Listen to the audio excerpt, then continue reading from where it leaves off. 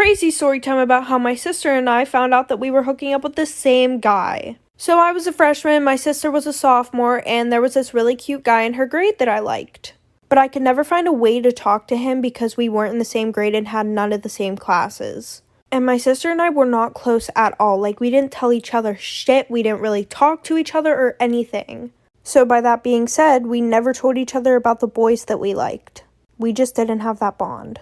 Well, track season came around. So they called all the people down who wanted to do track, and I saw him walk past my classroom window, so I decided to go too. So I signed up for track, and him and I started to talk a little bit. We exchanged numbers, and he was popular, I wasn't, so he didn't want to be seen with me. So after attendance, we would go to this graveyard right by the track and hook up. Well, the next day we had a meet at our school. So him and I went to the graveyard, hooked up, and that's when it started getting crazy, like for part 2.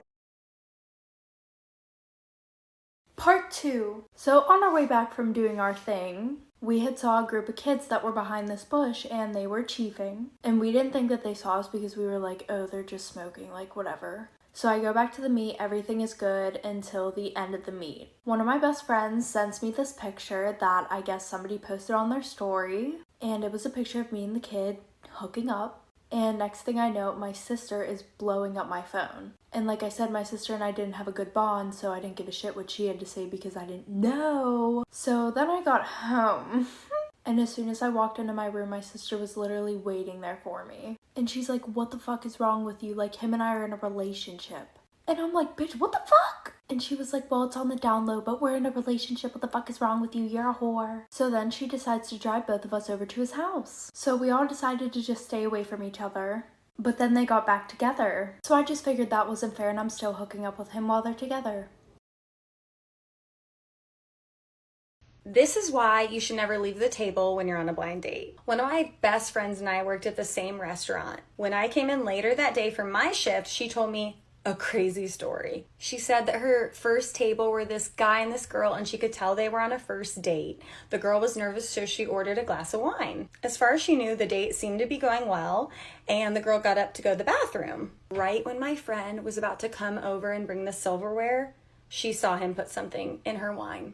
My friend, obviously terrified and freaking out, let our manager know, who then let the police know, and ran into the bathroom to tell her what was going on. The girl ended up staying in the bathroom until the police came, arrested him, and escorted him out of the building. It was noon on a Tuesday. You don't think you're going to be drugged at noon? One time I was behind the register at Victoria's Secret. This customer walks in and immediately everybody spots her as a red flag. She's just picking up items, throwing them in her bag, not looking at sizes, not looking at colors. So everybody's like, Everyone's on their walkie like, watch this customer. She's coming to the fitting room. She's headed to the cash wrap. Somebody get her. Check her ID. Get her. She has a bag full of stuff. And guess who gets her at the register? Me. So she comes to my register and she dumps out her stuff, and we're having a regular conversation. Hi, how are you?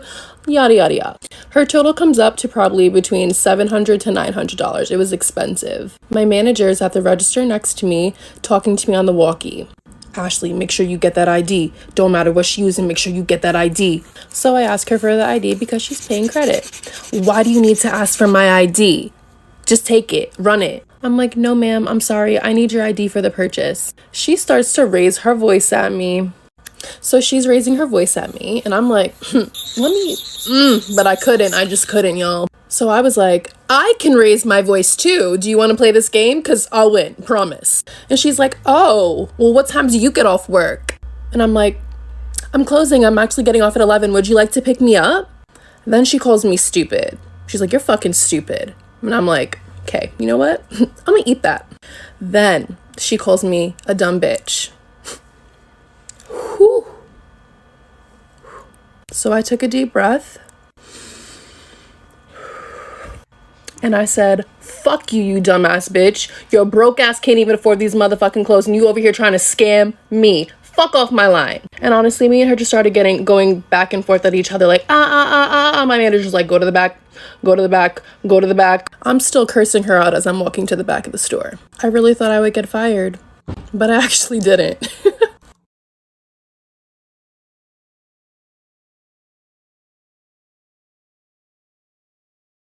Storytime. I was kidnapped by someone that I thought was a friend. So I was in desperate need of a girls trip, so I hit up my 3 friends that were outside of my state, Maggie, Sarah, and Amber. All fake names, obviously. I made plans and arrangements so that I could come visit them. Another friend of mine that knew them offered to drive me down. His name was Max. I was super thankful for this because my family didn't want me to drive there by myself. I made sure they had his and my number before I took off. But the second that I got into the car, I had a really weird gut feeling. My stomach started to turn, but I didn't listen to it. I kept messaging my friends how excited I was to see them the closer I got, but then they just stopped messaging me. They wouldn't answer my calls either, and Max pulled me over to a gas station saying that we're about 30 minutes away from our destination. So I thought. I needed a bathroom break, so I went inside the gas station, but that's when Max took me by the arm and walked in with me. He wouldn't let me leave his side, even for a bathroom break, and that's when he took my cell phone away and I knew that I was in trouble. I still didn't say anything out of fear, but after we got back into the car, he gave me some juice and then I passed out. Stay tuned for part 2. Story time of how I caught my grandma and my dad sleeping together. Yes, you heard me right, my dad was sleeping with my grandma. Sadly, I had to be the one to find this out and walk in on them doing the dirty, and it was probably the most traumatizing experience I've ever had. So basically, my dad told my mom that he had to start working late to get extra money, because at the time we weren't doing so good money-wise. So basically, a couple months go by, and my mom said he started acting really weird, and then asked me to keep an eye on him and see if he's, doing anything strange. So you know me, the best daughter in the world, kept an eye on him, and I didn't find much out. Until one day, after I came home from school, I got locked out of my house because I didn't have my key, and both of my parents were so called at work.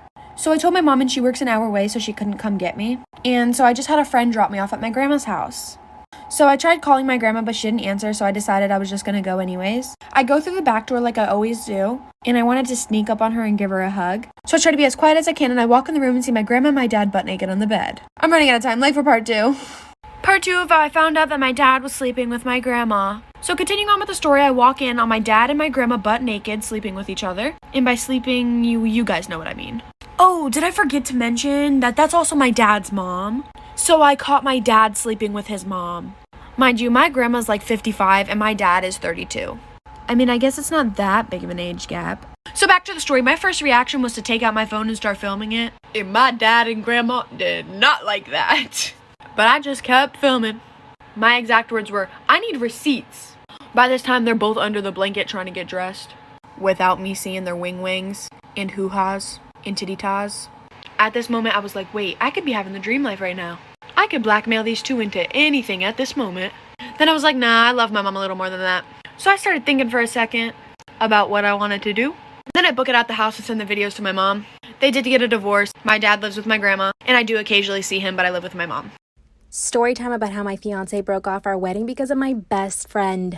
My fiance and I had been together for 2 years, but my best friend and I had been friends for over 8 years. So I trusted her with my life. When my fiance and I met, she approved and she loved him. She was always looking for a new relationship because she could never commit to anyone. Eventually, I started feeling like she was envious of the relationship because I had found someone that I truly loved and that wanted to marry me. On the other hand, she was a serial dater and went out with so many guys she couldn't even keep track. One night we had a double date and she brought this new guy she met. Throughout the whole date, my fiance and my best friend were hitting it off, talking, making jokes, and I was actually really happy because I was happy they got along. Her date even noticed this and commented about how we should switch dates. I thought it was so funny. Well, little did I know that after that night, they actually started texting every once in a while. Inside jokes and memes, stuff like that.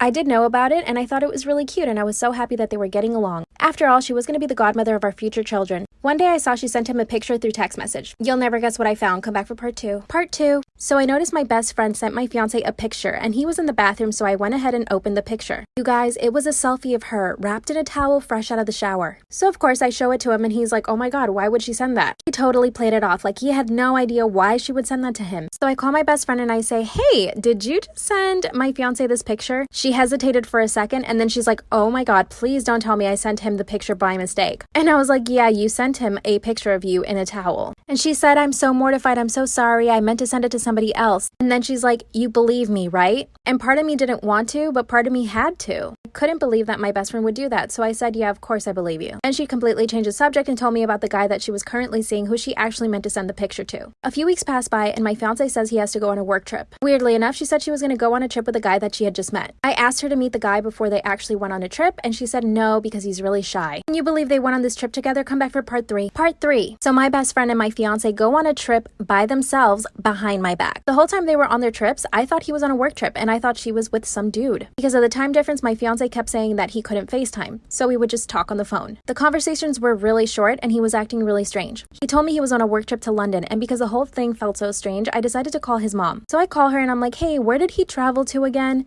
And she replied, Aruba. I didn't say anything to her and I just got off the phone.